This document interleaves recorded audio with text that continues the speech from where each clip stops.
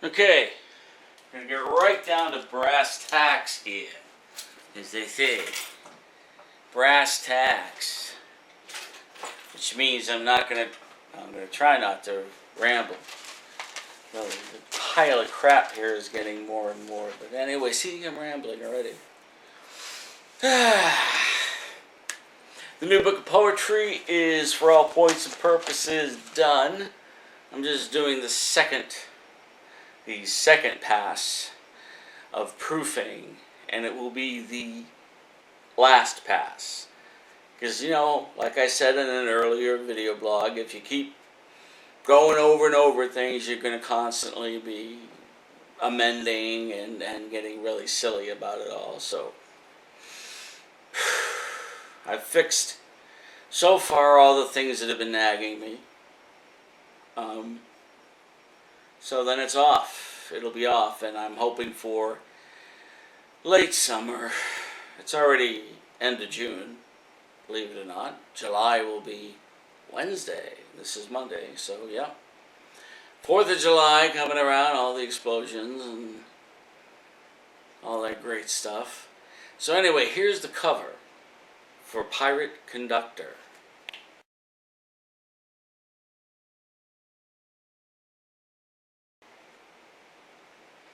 And as I've mentioned, I have 2 anthologies of my music that I'm now back on the fence, totally debating, am I going to bother or not?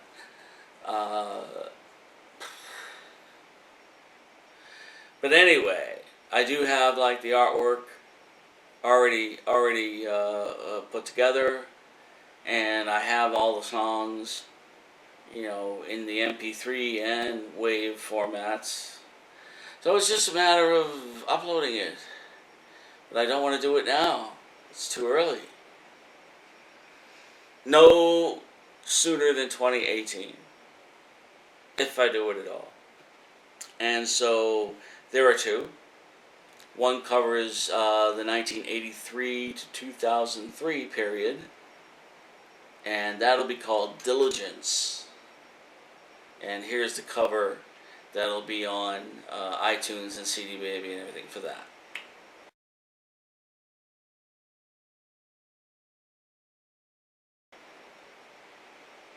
Yes, I was a spry-looking young man, wasn't I? It really was me, back in the day when, how old was I? 22. I was 22 when that picture was taken, and now I'm 122. And then the 2010 to 2015 anthology, which, imagine, has the same number of songs pretty much.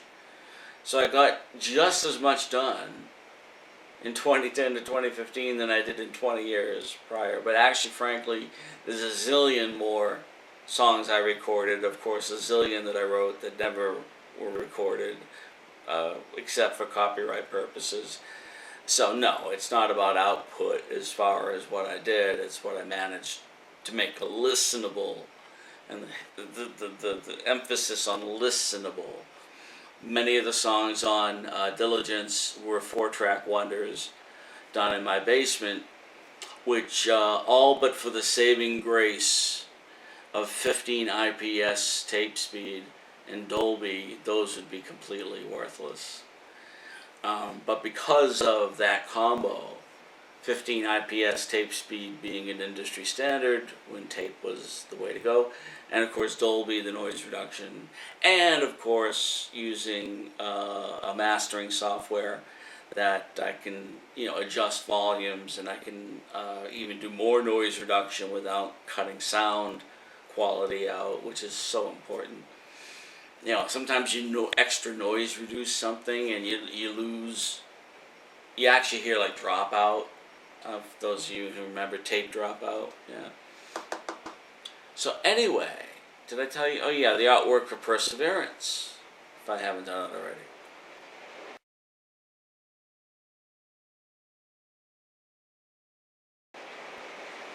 Okay. And that picture's from, depending on which one I've picked, is from either 2010 at Mixed Emotions or this past December did a selfie headshot. I'm not a selfie person, but it's by default because I don't have anybody to take my picture. It's like no one's running this camera.